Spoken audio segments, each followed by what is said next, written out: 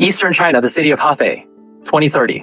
Inside a research facility, a team is watching a screen, waiting for a number to appear. The moment their fusion reactor, called BEST, becomes the first in the world to demonstrate net power from nuclear fusion. If that moment actually happens, humanity gets something it's never had. Energy that's basically free. So what happens next? Scene 1. Home, food, and water. Picture your own house first. It's winter. There's a blizzard outside. And your living room sits at 75 degrees Fahrenheit while you're in a t-shirt drinking ice water. 6 months later, there's a heat wave melting the asphalt, and your bedroom is 65 degrees Fahrenheit under a blanket. One morning in January, you open your back door, and it's snowing in your backyard because you set it that way. This isn't some luxury upgrade for the rich. Once electricity stops being the thing you have to budget for, every house can do this. For the first time, your home stops being connected to whatever the sky is doing outside. And that disconnect doesn't stop at your front door. Food goes next. For 10,000 years, humans fought wars over floodplains, river valleys, rainfall lines because crops had to grow in dirt, and there's only so much dirt. Now picture a 30-story vertical farm running on LED lights instead of sunlight, out, producing dozens of farming counties, recycling its own water. No soil required. That building could sit in the middle of a city, under a desert, next to an Arctic research station. Farmers stop checking the weather. Architects start designing farms. The lettuce on your plate never saw the sun in its life, and it's crisper than what you're eating today. If food doesn't need land anymore, is land still the strategic resource it's always been? Water follows the same pattern. Nearly every major city on Earth sits on a coastline, a river mouth, a lake, because fresh water has always been the thing a civilization can't live without. Desalination has existed for decades. It's just been too expensive to run at scale.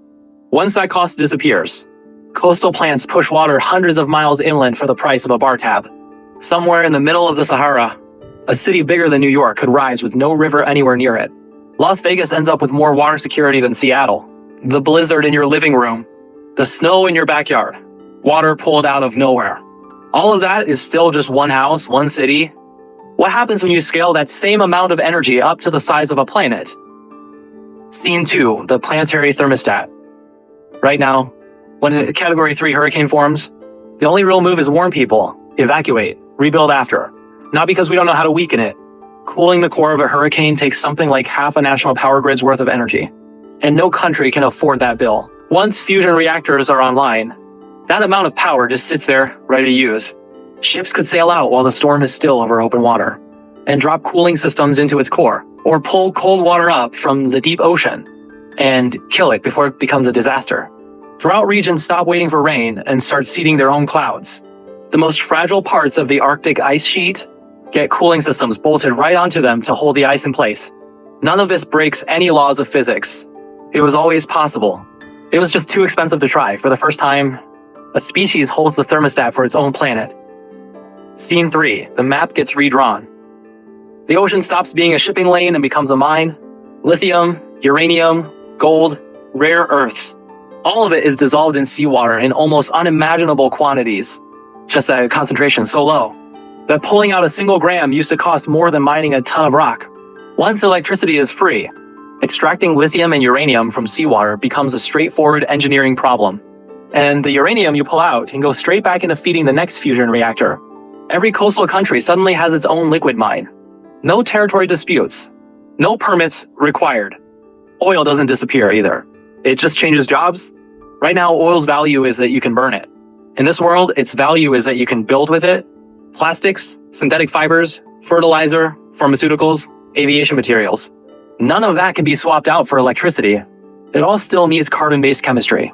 So oil moves out of the energy market entirely and into the chemical manufacturing market, where it might be worth even more.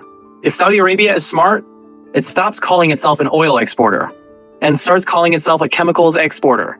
At oil's funeral, oil shows up in a new suit. It didn't die, it just switched careers. Location stops mattering too.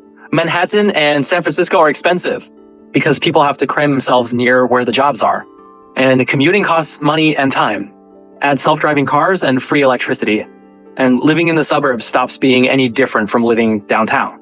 Add climate-controlled buildings and free electricity, and living above the Arctic Circle stops feeling any different from living in Miami. A billionaire and an elementary school teacher could wake up looking at the exact same view, not because housing got cheaper, but because the entire concept of location stopped being something you pay a premium for. Space travel goes from an expedition to a moving job. Right now, shipping one excavator to Mars could blow through NASA's entire annual budget. Cheap electricity means cheap electromagnetic launch systems and electric propulsion, and shipping costs could drop by 90%. Mars stops being a billionaire's vanity project and turns into contractors flying out with a crew to build housing. Not that different from taking a job in the next state over. A moon base or an asteroid mining operation stops being a question of if, and becomes a question of when's it scheduled. Scene 4. What gets built? Manufacturing as a concept might become outdated. The reason 3D printing hasn't taken over is that printing a pair of shoes at home currently costs more in electricity and materials than just buying them. Once power is free, you're melting down plastic bottles in your garage and printing shoes for next to nothing. Nike might stop selling shoes and start selling the design file. You print them at home. Building a fusion reactor also forces a breakthrough that has nothing to do with energy directly. Superconducting magnets. Fusion reactors need enormous of them, so the technology to mass-produce cheap superconducting material gets forced into existence. And once that material is cheap, it doesn't just stay inside power plants. Power lines made from it lose almost no electricity over hundreds of miles. MRI machines could become as cheap and common as an ultrasound. High-speed maglev trains could become an ordinary way to commute between cities. Once compute is unlimited too, the bottleneck stops being hardware. Right now, training a large model costs tens of millions of dollars in electricity alone, which is why data centers get built in Iceland. The climate there cuts cooling costs. Once power is free, compute clusters get built anywhere, running flat out year-round with nobody watching the electric bill. But once the entire planet is saturated with compute, you'll find out what was actually scarce the whole time. Good data, algorithmic talent, and the thing that's never kept up, the legal framework around all of it. Electricity stops being the ceiling. Human intelligence becomes the ceiling. The status symbol for the wealthy stops being a yacht and becomes a backyard that snows on command, or a living room that recreates the exact humidity and light of a spring afternoon in the Alps. What's for sale isn't a house anymore. It's a season. Home gas separation units let you produce your own medical-grade oxygen or hydrogen, and you fill party balloons with gas you made yourself in your backyard. And light weirdly flips into something scarce, just in the opposite direction than you'd expect. Cities get brighter, because lighting a billboard or a building facade costs almost nothing. Night, as a visible thing, starts disappearing from most of the map. Real darkness and a clear view of the stars becomes something you have to drive out to a designated dark sky reserve to experience. Free light is everywhere. What's actually rare is the absence of it. The countries that got rich by sitting on oil got rich by geological luck, not by building anything. Fusion runs on seawater, and seawater touches every coastline on Earth equally. No country gets to coast anymore on selling a raw resource out of the ground. Everyone has to compete on manufacturing and technology instead. That's not a changing of the guard. That's the entire casino shutting down. Somewhere in sub-Saharan Africa, a handful of fusion plants paired with desalination facilities could let a country produce its own water, its own hydrogen, its own fertilizer. Food production and industry finally able to grow on the same land at the same time. So who's holding the thermostat for the planet? Scene 5, the catch and the mirror. Fusion reactors produce large amounts of neutron radiation as a byproduct of running, and that radiation can be used to breed weapons-grade nuclear material. A country can build a reactor, call it clean energy, and quietly produce bomb material in the same facility, and there's no way to stop that from happening. Wood to coal, coal to oil, oil to fission. Every single energy upgrade in human history has led with the same move. Build a weapon first. Fusion is the highest energy density humans have ever built.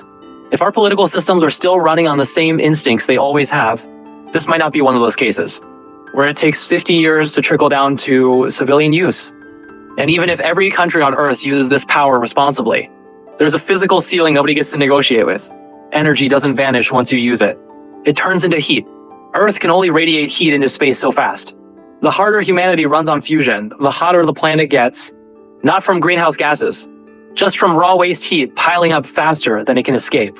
A few centuries in, humans might be forced to move the most energy-hungry industries off-planet entirely, or build something like a massive sunshade between Earth and the sun just to manage the heat. For thousands of years, Human civilization wasn't built around people. It was built around energy. Rivers, coal fields, oil fields decided where cities went, who got rich, who went to war with whom. Fusion pulls that entire foundation out from under us. But once it's gone, you find out something uncomfortable. Some things were never actually about energy. Greed, fear, the need to control other people. Unlimited energy is a mirror. It's not showing us the future. It's showing us whether we deserve one. That number on the screen in Hefei, the team is targeting 2030 for it to appear. Everything you just heard might start counting down from that exact moment. If this world got under your skin, that's the whole point of this channel. New What If every week. Subscribe so you don't miss the next one.